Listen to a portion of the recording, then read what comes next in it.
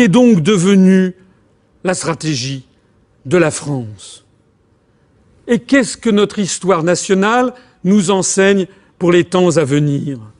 Eh bien, vous vous rappelez Pétain et toute notre histoire, lorsqu'on voit les étoiles d'or qui réapparaissent, c'est toujours mauvais signe.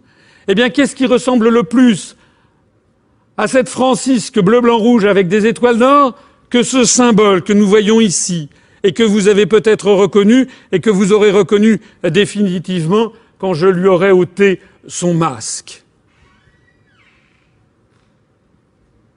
Comparons la photographie de l'actuel président de la République à celle de Charles de Gaulle. Horreur! Comme de si nombreuses fois dans l'histoire de France, revoilà l'héraldique du despotisme et de l'empire. Revoilà sa volonté d'écraser notre liberté, notre souveraineté et notre indépendance nationale. Les étoiles d'or sur fond bleu sont de retour.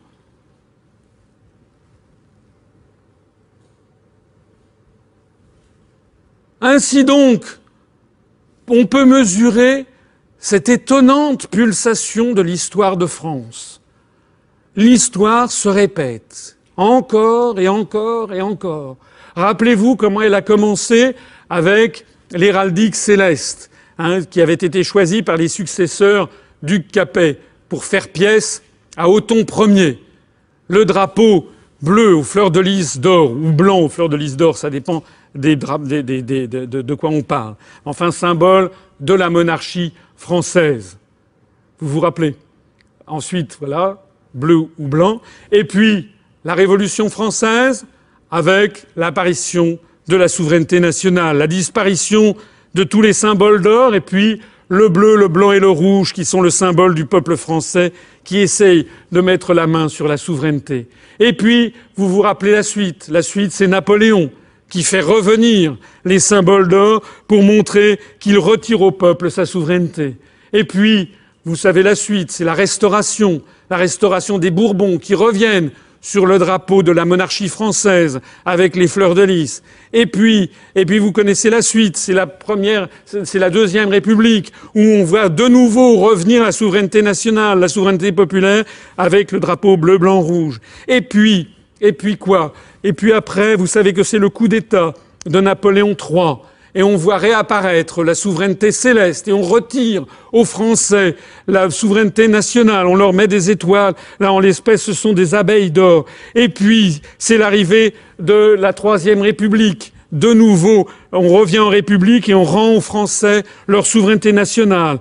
Et puis, après la Troisième République, c'est Vichy. On retire aux Français leur souveraineté nationale et on voit réapparaître ces étoiles d'or décidément maléfiques. Et puis, on voit réapparaître ensuite la Cinquième République avec De Gaulle, où on rend aux Français leur souveraineté. Et puis, voici ce qui est en train d'arriver à notre époque. Revoici ces calamiteuses étoiles d'or. Ça veut dire quoi? Eh bien, ça veut dire que c'est encore une fois le même cycle qui continue. C'est que on a encore une fois repris aux Français leur souveraineté nationale. À chaque fois, c'est différent, vous l'avez noté. C'est l'un des grands principes de l'histoire. L'histoire ne se répète jamais, mais elle bégaye tout le temps. À chaque fois, elle emprunte de nouvelles formes. L'Empire se transmute. Mais c'est au bout du compte toujours la même histoire qui se répète. Et cette histoire, elle a désormais envahi notre imaginaire collectif. J'ai montré une photo tout à l'heure de M. Sarkozy. Loin de moi l'idée de fustiger seulement M. Sarkozy. Ça, c'est un propos démagogique. Ils sont tous à mettre dans le même sac. Tous ceux qui acceptent la construction européenne, que ce soit ici Lionel Jospin qui parle devant les étoiles d'or, M. Bayrou qui parle devant les étoiles d'or, M. Jacques Delors qui parle devant Delors, c'est le cas de le dire, M. Jacques Chirac qui parle devant des étoiles d'or, M. François Fillon qui parle devant des étoiles d'or, M. Dominique Strauss-Kahn devant des étoiles d'or, M. Dominique de Villepin devant ces fichues étoiles d'or, Mme Martine Aubry toujours ces maléfiques étoiles d'or, et enfin le président de la République avec ses étoiles d'or. Ainsi donc apparaît enfin, en pleine lumière, la compréhension. Je suis si vous me le permettez, la chouette d'Athéna qui vous apporte la solution.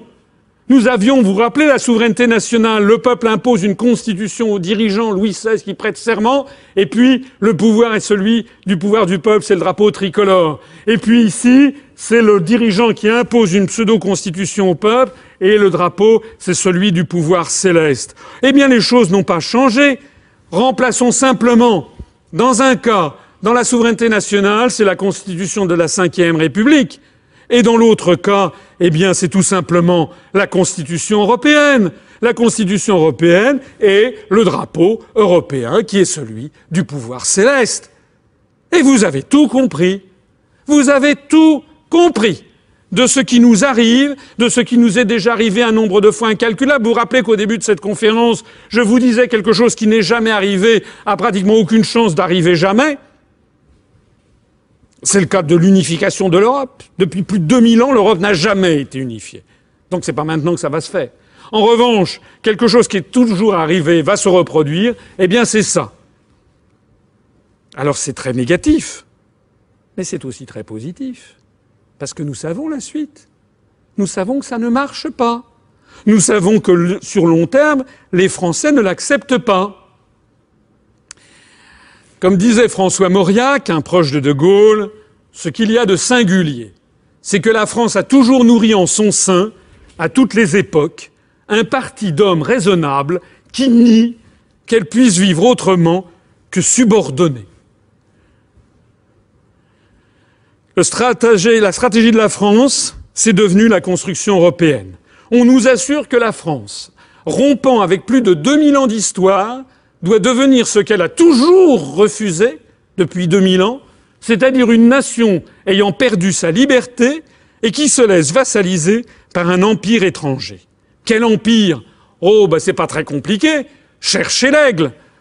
Vous savez, c'est comme dans les crimes. On dit chercher la femme ou chercher le... Là, quel empire ? Cherchez l'aigle.